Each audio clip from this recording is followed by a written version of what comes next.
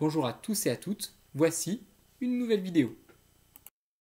Ce cours s'intègre au projet 2, les sciences en cuisine, spécial pizza. Il concerne plus précisément la partie transformation des matières premières.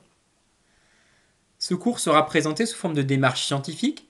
Dans un premier temps, nous allons proposer un problème, nous y répondrons par des hypothèses, nous choisirons une activité de recherche, nous obtiendrons des résultats qu'il va falloir interpréter avant de conclure. Cette conclusion répondra au problème et permettra de valider ou d'invalider les hypothèses. Étape numéro 1, le problème. Pour faire de la pâte à pizza, il va falloir ajouter de la levure de boulanger à la farine. Nous allons donc nous poser la question suivante. Quel est le rôle et la nature des levures qui transforment la farine en pâte à pizza? Nous pouvons proposer les hypothèses suivantes. Hypothèse numéro 1, les levures permettent de faire lever la pâte. Hypothèse numéro 2, les levures sont des produits chimiques. Vérifions l'hypothèse numéro 1, les levures permettent de faire lever la pâte. Pour vérifier cela, utilisons une activité de recherche de type expérimentation. Observons les résultats. À gauche, nous observons une boule de pâte crue, puis cuite, avec des levures. À droite, nous observons une boule de pâte crue, puis cuite, sans levure. On observe que la boule de pâte avec levure est beaucoup plus grosse, elle a levé. Si nous coupons une pâte qui contient des levures, on observe de nombreux trous, qui contiennent donc des gaz. Sans levure, en revanche, la pâte est beaucoup plus plate, beaucoup plus compacte, elle ne contient pas de trous. J'observe que sans levure, la pâte ne lève pas. En revanche, avec levure, la pâte lève, il y a des trous. J'en déduis que les levures fabriquent du gaz qui fait gonfler la pâte. Nous pourrions réaliser des expériences complémentaires qui nous montreraient que ce gaz est en réalité du dioxyde de carbone. Conclusion. Les levures de boulanger sont capables de transformer les glucides, les sucres qui sont dans la farine, en dioxyde de carbone, qui est un gaz. Ce gaz fait lever la pâte. Cette transformation porte le nom de fermentation. L'hypothèse numéro 1 est validée.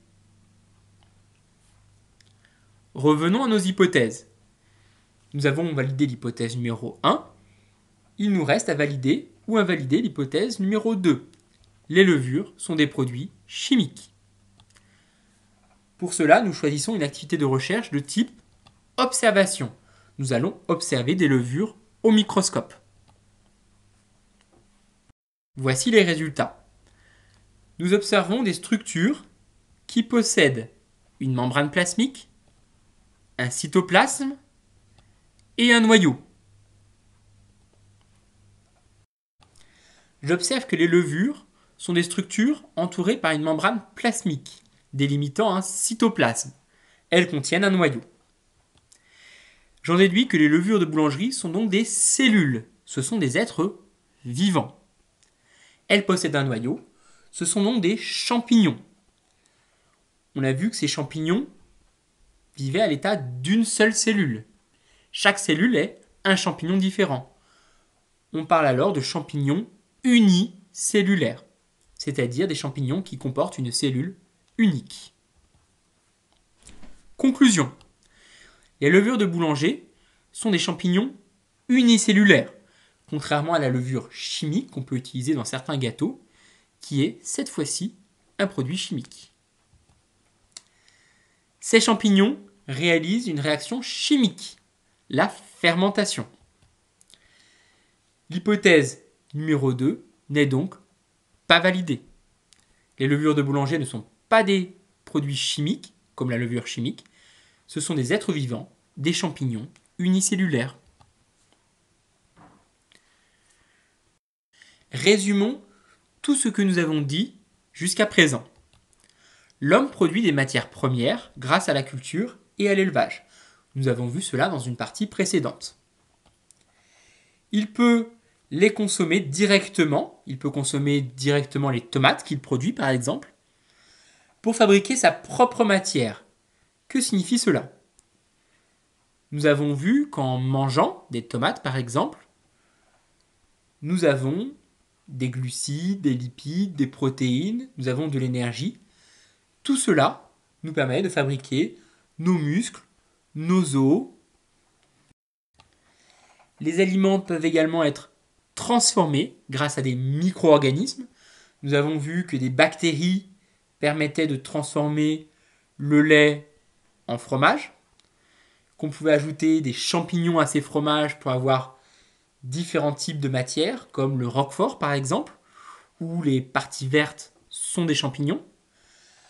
Nous avons vu que nous pouvons ajouter des levures, qui sont des champignons, à la farine pour obtenir de la pâte à pizza.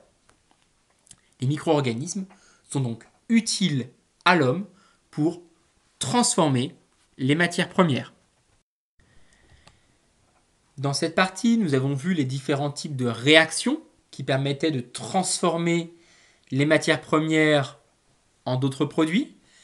Et nous avons vu que les micro-organismes étaient très utiles à l'homme pour réaliser certaines transformations.